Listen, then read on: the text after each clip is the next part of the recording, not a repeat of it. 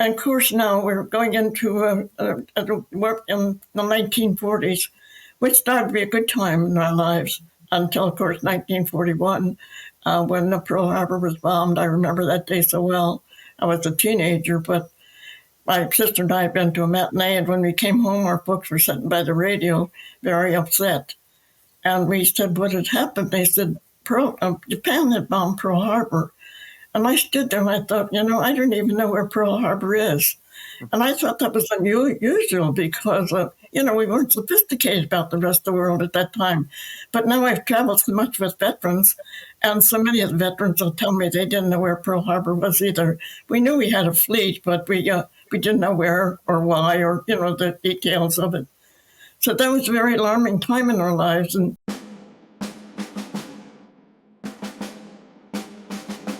one of the greatest moments I remember, it's funny, the little thing to remember, when Pearl Harbor was, when the men started to enlist, all of them, we were a very small town, and all of our young men enlisted right away.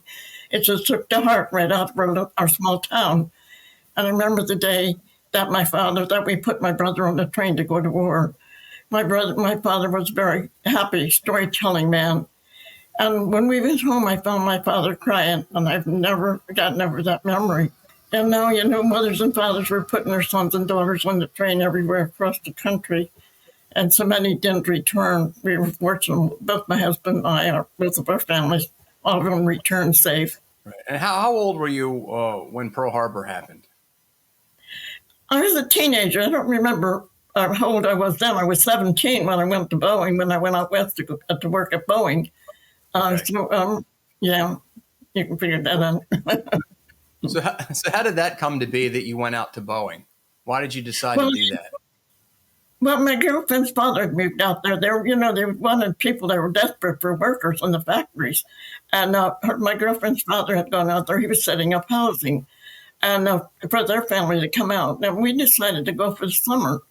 And we thought that would be a lark. We just thought it would be fun, not realizing what we were going to be doing, or how we would get it so involved, and how proud we were. The first summer, so we didn't think too much of it. We were more interested in making money. Now, we'd never been able to make money during the Great Depression. So now all of a sudden we made money and we could buy things. And so we were excited about that. But as time goes on, you realize why you're there. And we got very patriotic, very determined. Of course, when the summer was over, we knew they needed us and we needed them, so we stayed through the war. So what did you do for Boeing? I was a riveter. I worked on the wing section at Boeing, and I loved to work. And they used to ask me what I thought about when I was working. I said, well, I was a good riveter, and I did a good job. But I kept thinking, what am I going to wear to the dance tonight? we loved it.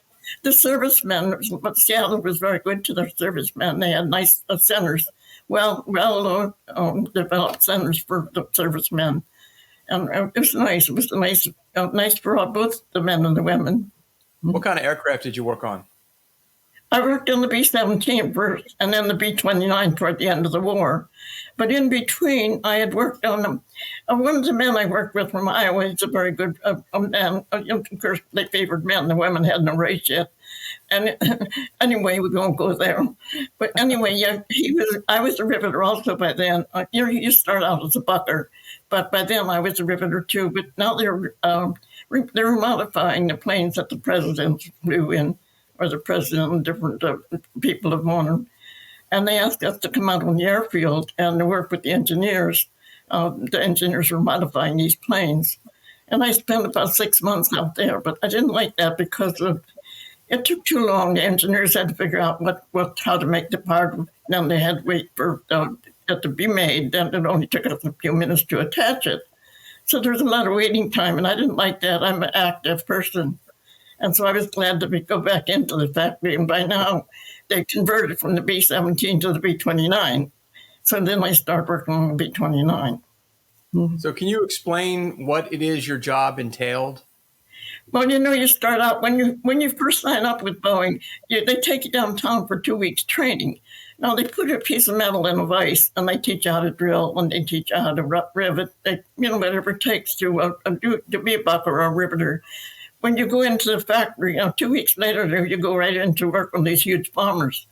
And now you're going as a butler. That's the one that's behind the rivet. But the riveter drives that rivet in. You have to have a bucking bar behind it to steal it. And Right. so at first, you're a butler. And then as you get better at it, bit by bit, you become the riveter. But then you're making more money. Now you're working on the outside of the wing instead of being on the inside. Now, when I was young and naive and very, very thin, so I used to have to weave in and out of that wing to be a butler. You had to weave in and out of the ribs. And I think now, look back on it now and say, oh my God, how did I ever do that? You couldn't be claustrophobic and be in there.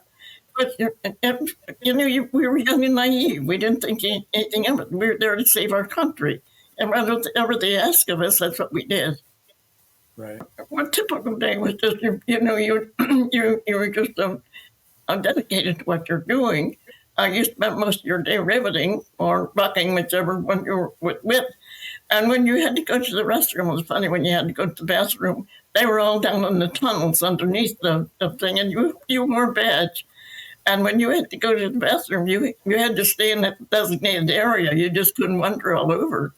Right. It always tickled me because I was inquisitive and I like to look at other things and be other places, but quite often I was sent back where I belonged. But that was pretty typical. And, if they asked us to work overtime, we did. If they asked us to work Saturday or Sunday, we did. We didn't question them, or at least I didn't, and I don't know anybody else that did. I even worked on Thanksgiving Day, which was rare at that time. But, when you get behind in production, we did what it took to keep up. Did you have a sense of just how important your job was, that these aircraft that you were building were going overseas to help these young men fight for freedom? Not at first. Like I said, I was young. I was worried what I was going to wear at the dance set, things like that. But as time went on, you realized how important it was what you were doing. A good example is I worked with one in particular was a Gold Star mother. There was more of those, but one I got to know pretty well. She's the one that lost her son, and she didn't quit working because she lost her son. She says, I don't want another mother to lose his son because he doesn't have the equipment he needed. And Right. that's pretty typical of the type of people that worked during World War II. We did what we had to do to save our country. Okay. What do you think the most challenging part of your job was? Well, that's interesting. I didn't give too much thought to that. I guess just doing a good job. I felt that I was a very good riveter. You take pride. I always take pride in anything I do, regardless of how big or small it is. And I think that was very important, taking pride in what you were doing. Of course, you hear these stories about the men, disrespecting us, women, what have you, but I really didn't experience that too much. When I started working with this man from Iowa, it was funny. He used to play tricks on me. He'd send me to a tool crib or something stupid. I didn't know the difference till I got there and they'd all laugh, but he wasn't being mean. It was just humor. And of course, we got along well. And as time went on, we just enjoyed each other. He was very good. He made me a much better riveter than I would have been had it not been for him. So, you hear these stories about how the men abused the women. Some of it might be true, but I never experienced that. Yeah. Well, most of the people that were working there with you, most of those were women as well? Yes, mostly a good share of them. And we'd always have several men on the crew. Like I worked in the wings where we had I forget whether it was 4 or 6 platforms where there were so many wings on each platform. I forget how that went. But the men would usually set them up. Well, usually it was mechanics that would set up the wings, so we'd be able to rivet them. They'd work ahead of us. But when we get to the wings, there'd probably be a couple men, and the rest would be women. And that's the way I remember it. Might not be true with all of the parts where people worked. But now the women took over. Once we learned our job, we were good at it. In fact, sometimes we were much better than the men. Our fingers were more agile. We could move faster. But it was still a man's world. Don't forget that was still a man's world back then. And it still is, but we're working on it. We're trying to work that out. Right. What was the comradeship between you and the other ladies? Was it good? Do you all get along, Oh, I yeah. guess? I don't remember anybody not getting along. The only problem I seen was no, I didn't know this lady, but I heard this with one of the groups. The women inspector and other men got away with whatever they wanted at that time. The women had no rights. But this one inspector was after this one woman. And he kept after her. And finally, you couldn't smoke, but you could chew. And one day, he spit on her equipment. And she just stopped. She wouldn't do anything till I cleaned it up. We thought, oh boy, she's going to get fired. But she didn't. They made him clean it up, and he didn't do that again. So Right. this was just that was one incident. I mean, I'm sure there were several around, but as a general rule, I think the men respected the women. I think they always did in their own way. They just don't want us to get too forward. Right. Right. Did your family support what you were doing? Oh yes, my mother and father are very civic-minded people. Now, don't forget, they still are in a small town, and they did whatever they had to do to help with the war. Like my mother, the people don't realize they say bacon grease. Just helped build the ammunition. And I said, and she built a victory garden. And when my uncle enlisted, he was a rural mail carrier. Now he's the one that took the mail out into the country, which they had no electric out in the country at that time. Well, when he enlisted, somebody had to do that job, so they gave it to my mother. And I think it was federal. I don't know how that came about. But here's my mother now carrying this mail out in the country. And if you're familiar with those Midwestern blizzards, you know what a challenge that was for a woman. But this is Right. what we did. Whenever a man went to war, we just stepped in their shoes and did what we had to do. It Right. wasn't uncommon, but we didn't think anything of it, at the Right. time. And we realize now, we look back on it and we think we were something. It was Right. amazing how the women took over. They just didn't know how capable we were. And we didn't know how capable we were. Right. How about downtime? Did you have much downtime where you could have any time to go out, go sightsee, or any kind of recreational activities? Oh yes, I love Seattle, and we work 8 hours a day usually. Well, sometimes we work overtime if they need to, and like I said, sometimes weekends. But no, I love Seattle. I do. I got involved in so many things in Seattle. I loved ice skating. I loved dancing. I loved to go into the parks, and I just enjoyed Seattle in general. I just think it's a beautiful city, and I'd still like to go back there once in a while. How do you feel looking back on it now? How do you feel about the work that you and the other women did? Do you have a sense that you were just as much a part of the victory in Europe and in Japan as the men were? Oh, I definitely. A good example of this, I was just at Pearl Harbor, Normandy, just before the 80th.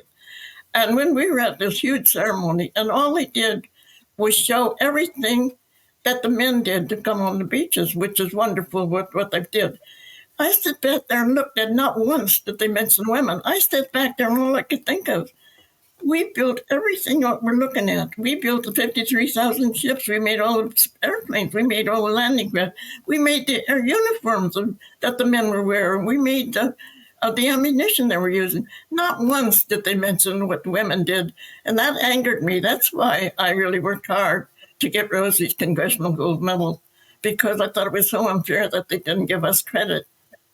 So you mentioned something about working with prisoners of war, Italian prisoners of war. Can you expand on that? Yes. Yes, just before the war was over, I met my husband on the dance floor in 1944. And just before the war was over, he was transferred. And so we decided, we just become good friends. We decided we wanted to get married. So we had a weekend, a pass. So he come over, he was stationed in Pasco, Washington, where they had a compound of Italian prisoners of war. So this was just not few months before the war was over. And I went to work with the Army Engineers, which had the Italian prisoners of war on there. And they used to come in and work with us. And we found that very interesting. I often wished I had known when and where they sent those prisoners home, because they were just people like us. They had families at home. They just wanted to get home. They wanted the war over and get home to their families. And I wish I'd have known when and how that, they were sent home. But you're so grateful when the war's over, you just want to close the door, so to speak. What advice would you give a young woman today who's looking for a way to serve? Well, decide what you want to do. I mean, you don't have to stay with it, but just keep. It's not a man's world. It's not a man's job. If you want to be a welder, which I've known some, I've done a tech school in Philadelphia where the women are taking on all kinds of jobs. If that's what you want to do, you're just as capable as a man in the general rule. One of the friends that that was a welder on a shipyard. This always tickled me because she said the inspectors always said they could tell when the weld was done by a woman because it was neater. And I think there's a lot of truth to that. But no, I encourage them not to give up. I mean, we all make all kinds of mistakes, but determination is so important. And if there's something you want to do, don't give up. Don't let anybody sidetrack you. I mean, I think that's important. Go for your dreams.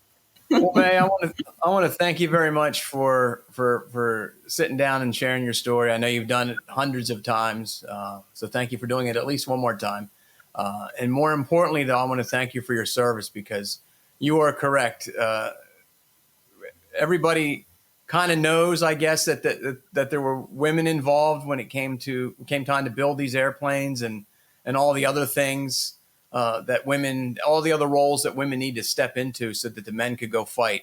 And while we know it, sometimes we kind of forget, when we're celebrating an anniversary, D-Day or the end of the war, you kind of forget that it was the women that were behind a lot of what was going on in Europe. They just didn't make the headlines like the men did. So thank you very much for doing that. You understand it because, when the men came home, they wanted their jobs back, which was normal. Right. But there was nothing for Rosie. When the war was over, she was out on the street. I said, the men came home to flying flags and parades, and Rosie the Riveter came home with the pink slip. I mean, in a way, it wasn't fair. But equality. The men got benefits and the women got nothing after the war. I mean, I think that's kind of a sad thing to say, but we didn't want to go back in the kitchen. That's important because we know how capable we are. And I was raising my children, and after they got a certain age, I had to go back to work because I have creativity, I have energy. I just couldn't sit there and twiddle my thumbs.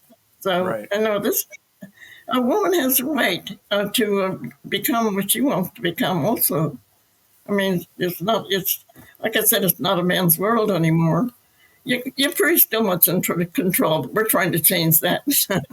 Right. Well, you're certainly doing your part, May. And again, we really appreciate you talking to us. And I love doing it. As I said, I just like talking with you. It's nice because whatever I do helps the Rosie River, helps our legacy stay alive.